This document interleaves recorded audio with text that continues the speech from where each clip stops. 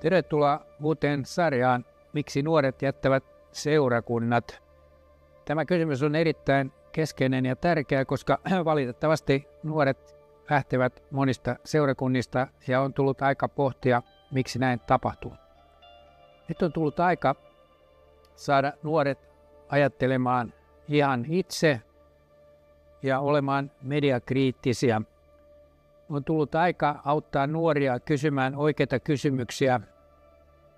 Eli ydin on siinä, onko maailmamme Jumalan ilmoituksen mukainen vai onko se täysin jumalaton, kuten media, koulu ja yliopistot haluavat nuorille uskotella. Nuoret haluavat vilpittömästi tietää totuuden ja sen takia on myös syytä tarjota heille totuus ja eväät ajatella aivan itse, koska opetus on erittäin yksipuolista ja tämä koskee valitettavasti myös monia seurakuntia. Kumpi näkemys on tieteellisen menetelmän mukainen ja kumpi näkemys Jumalan torjumiseksi sepitettyä epätieteellistä selittelyä? Sä huomaat nopeasti, että niin sanotuissa alkuperätieteissä sinulle syötetään ateistien leipomaa aatteellista pakkopullaa. Ja toisaalta tieteellinen menetelmä todistaa antiikkisen Darwinin kehitysopin kuvittavaksi hölynpölyksi.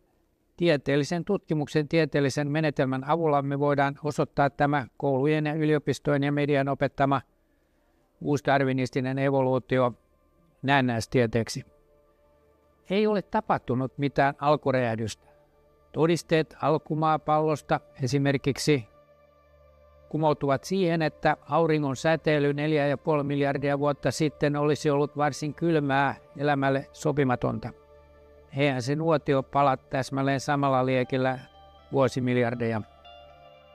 Alkuliemi, alkusynty, alkusolu, alkueläin, alkuihminen ja niin edelleen. Ne on pelkkää tällaista tarinan kerrontaa, niin sanottua prosessifilosofiaa, joka tarkoittaa, että kaikki muuttuu koko ajan johonkin sattumanvaraiseen suuntaan, eikä mitään pysyvää ole koskaan luotu. Mutta luomakunta ei kuitenkaan toimi tällaisella ateistien toivomalla tavalla, vaan se muuttuu vain yhteen suuntaan. Se rappeutuu. Luomakunta rappeutuu vahvimman luonnonlain lämpöopin määräämällä tavalla. Alussa oli informaatiota, täydellinen luomistyö ja käyttökelpoista energiaa bensatankki oli täynnä. Sitten tapahtui syntiinlankeemus, kun Jumalan käskyjä ei noudatettu. Lopussa kaikkialla vallitsee vain tasainen jäännöslämpötila, eikä mitään voi enää tapahtua. Raamatussa todetaan toisessa Pietarin kirjeessä 30 näin, lainaus, mutta Herran päivä on tuleva niin kuin varas, ja silloin taivaat katoavat pauhinalla, ja alkuaineet kuumuudesta hajoavat, ja maa ja kaikki, mitä siihen on tehty, palavat. Eli kaikki kehittyy alaspäin, ei ylöspäin, eikä edes pysy samalla tasolla. Eli tämmöinen kosminen evoluutio, kemiallinen evoluutio, biologinen evoluutio, ne on tarinoita, jotka on täysin luonnonlakien vastaisia tapahtumia. Eli luonto silleen käyttäydy. Sinulle tarjotaan tämmöistä ihmeellistä tarinaa, että jostakin putkahtanut vetykaasu alkuräjähdyksessä olisi kiinnostunut synnyttämään aurinkokuntia ja planeettoja ja planeetan pinnalla oleva lätäkkö suunnittelisi appelsiineja ja norsuja ja ihmisiä. Tämä on kaikki hassutusta, joka on täysin tieteellisen menetelmän ja luonnonlakien vastaista. Ja tästä on kysymys, että jos me palautetaan Raamatun arvovalta, me saadaan myös palautettua nuoret seurakuntiin. Me voimme osoittaa tieteellisellä menetelmällä, että DNA:ssa eli perimässä on kirjoitettuna sama tarina kuin mitä Jumala on meille ilmoittanut Raamatussa. Ja tietenkin näin on, koska Jumala ei valehtele, vaan Jumalan ilmoitus on tietysti täyttä totta.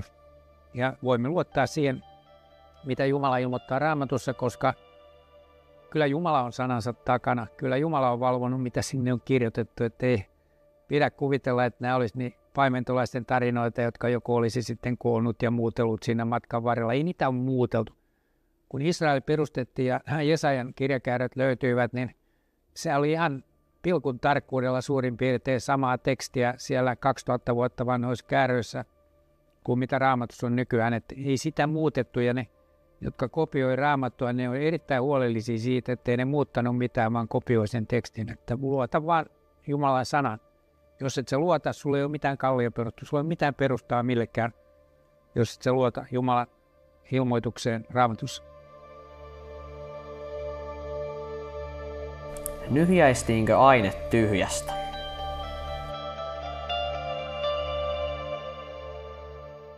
Mistä se aine tuli? Nyhjäistiinkö aine tyhjästä? Meillä on Suomessa opettajia, tämmöisiä kovia ateisteja, jotka on kirjoittanut kirjoja suurin piirtein, joten otsikko on, että aine on nyhjästy tyhjästä. No ei tyhjästä voi nyhjästä ainetta. Jos joku kvanttifluktuaatio tyhjyydessä tapahtuu ja sieltä tulee hiukkasia ja antihiukkasia, niin ne nullaavat toisensa ja ei jää mitään jäljelle. James Clerk Maxwell, joka oli maailman ehkä merkittävin tiedemies, joka sai todella jotakin aikaiseksi, niin hän sanoi, että emme me tiedä, mistä aine tuli. No, sulle opetetaan koulussa ja yliopistossa ja mediassa, että aine nyhjästiin tyhjästä. No ei semmoista voi tapahtua. Mistä energiaa tuli?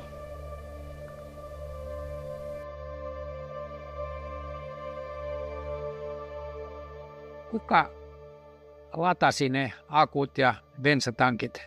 Ei siihen ole mitään vastausta.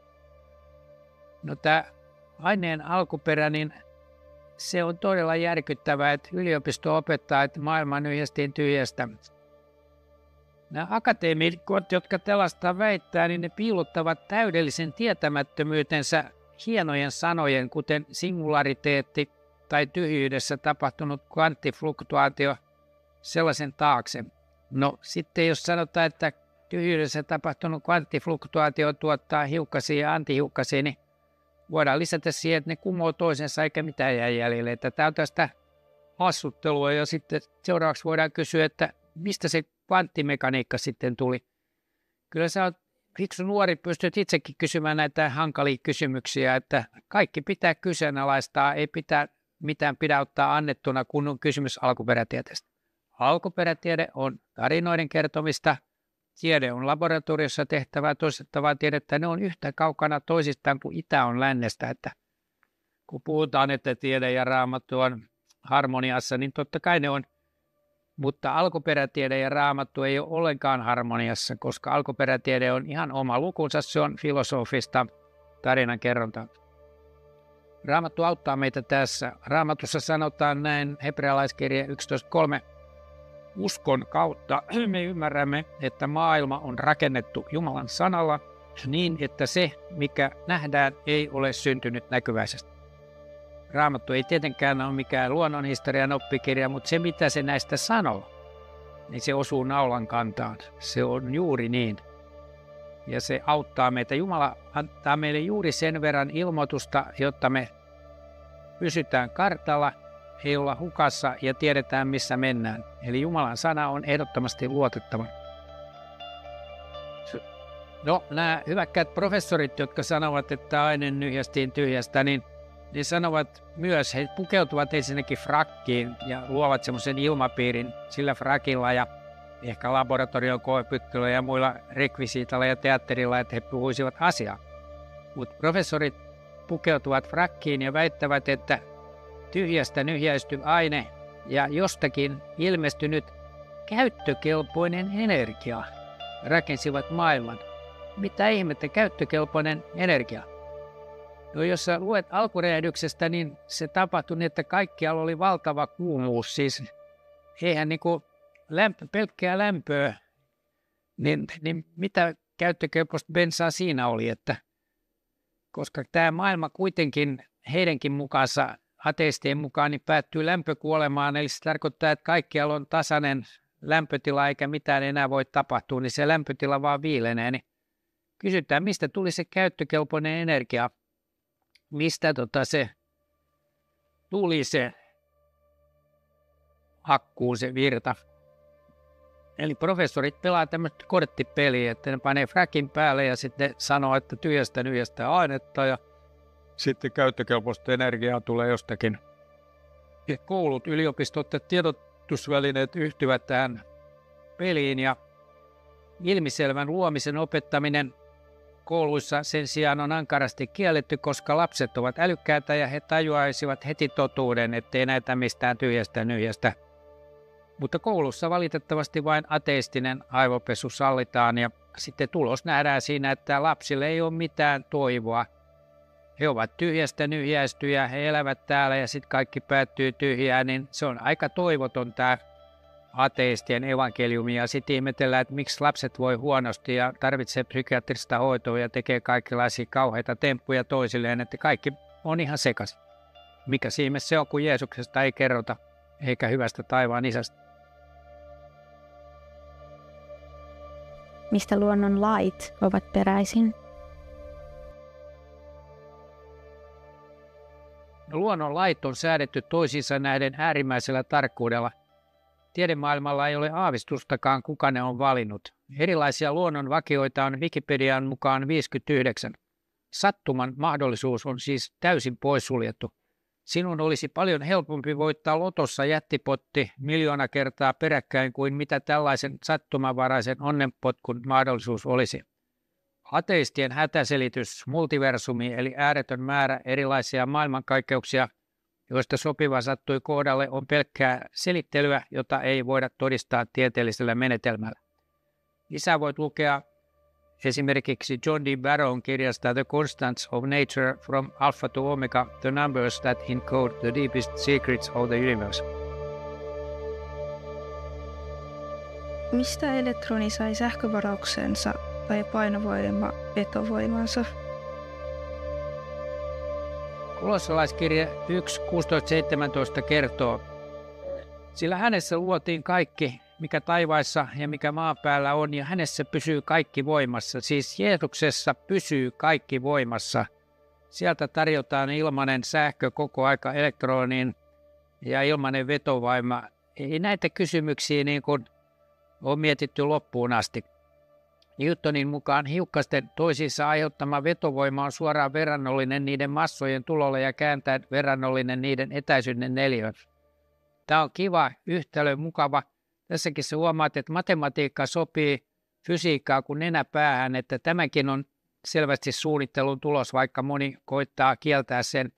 Eli on paljon mukavampaa, kun matematiikka tottelee fysiikkaa ja tämä on paljon mukavampi elää, mutta ei näihin kysymyksiin kukaan tarjoa mitään vastausta. Et jos sä kysyt tiedemieltä, mistä elektroni sai sähkövarauksensa ja kuka sitä ylläpitää tai mistä painovoima sai tämän vetovoiman ja mistä se tulee se vetovoima, niin ei siinä ole mitään vastauksia. Se osoittaa vaan, että Jumala on luonut tämän, hänen kätensä, Jeesus on luonut ylläpitää tätä luomakuntaa, kun Jeesus ottaa kätensä pois, se on loppu sitten. Kaikki katoo, alkuaineet kuumuudesta sulavat, kaikki häviää ja se on sitten maailman loppu. Että näitä kysymyksiä sun kannattaa miettiä ja keksiä uusia kysymyksiä. Älykkäänä nuorena sä varmasti keksit uusiakin hankalia kysymyksiä, joiden avulla on helppo nollata tämä alkurehdys, alkuliemi, alkuihminen ja nämä alkuperätarinat ja osoittaa ne pelkäksi sadunkerronnaksi, joiden tarkoitus on vain työntää Jumalaa syrjään. Kiitos, kun olit mukana. Jos haluat pitää nuoret seurakunnassa ja palauttaa Raamatun arvovallan muillekin seurakuntalaisille, tue tätä ohjelmaa. Tukipuhelin 0600 020 30. Puhelun hinta noin 13 €. Tilitiedot näkyvät ruudussa. Käyttämällä ruudussa näkyvää viitettä tukesi kohdistuu tälle ohjelmalle. Kiitoksia.